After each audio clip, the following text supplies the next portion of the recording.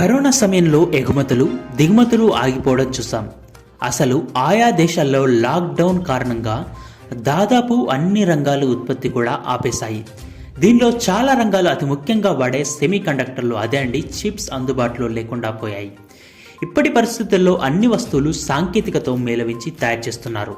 అందువల్ల ఈ చిప్ అవసరం చాలా వరకు ఉంటుంది. కానీ అవి తయారు చేస్తున్నదే కొన్ని దేశాలు, తైవాన్, కొరియా, చైనా మాత్రమే. అవి కూడా కరోనా సమయంలో అవసరమైన వారికి సరఫరా చేసే స్థితిలో లేనందున అనంతర ఉత్పత్తి చేయడం బాగా క్షీణించింది. దీనితో ఆయా దేశాల్లో కొన్ని సంస్థలు తమ ఉత్పత్తులను నిలుపుదల చేసిన పరిస్థితి ఏర్పడింది. ఇలాంటి సమయంలో ఎవరికి వారు చిప్ తయారు చేసుకోవడం ఉత్తమమని అనుకున్నప్పటికీ దానికి కావాల్సిన వనరులు అన్ని దేశాల్లో అందుబాటులో లేవు. కనీసం కొన్ని వనరులైనా ఇతర దేశాల నుంచి దిగుమతి చేసుకోక తప్పదు.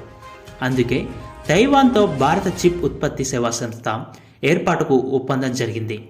దాన్ని తట్టుకోలేని చైనా ఏకంగా తైవాన్ భారత్ పైకి యుద్ధానికే ఉరకలు చేస్తుంది.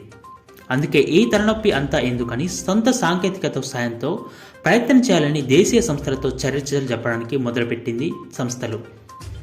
చిప్ ఉత్పత్తికి ముందుకు వచ్చిన సంస్థలకు 70 నుంచి 80% సబ్సిడీ కూడా ప్రకటించింది భారత ప్రభుత్వం. దీంతో తాజాగా టాటా సంస్థ అందుకు ముందుకు వచ్చింది. టాటా మొదటి నుంచి ఆయా దేశాలతో కలిసి వివిధ ఉత్పత్తులను ఎలాగూ చేస్తుంది కాబట్టి చిప్ల కోసం కూడా ఆయా దేశాల సమన్వయంతో ఉత్పత్తి పూనుకునే అవకాశాలు ఆ సంస్థకు ఎక్కువయ్యాయి. అందుకే బహుశా టాటా ఈ ఒప్పందానికి ముందుకు వచ్చి ఉండొచ్చు.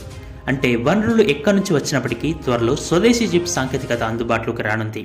అయితే ఇలా జరిగితే భారత్ స్వయంగా వాటిని వాడుకోవడమే కాదు, ఇతర దేశాలకు కూడా ఎగుమతి చేసే సౌకర్యాలు ఉన్నాయి. చిప్ అవసరం లేదని, అదేవిధంగా ఉన్న అవకాశాలను కూడా వాడుకోవడం అవసరమని భారత ప్రభుత్వం వెల్లడించడం జరిగింది.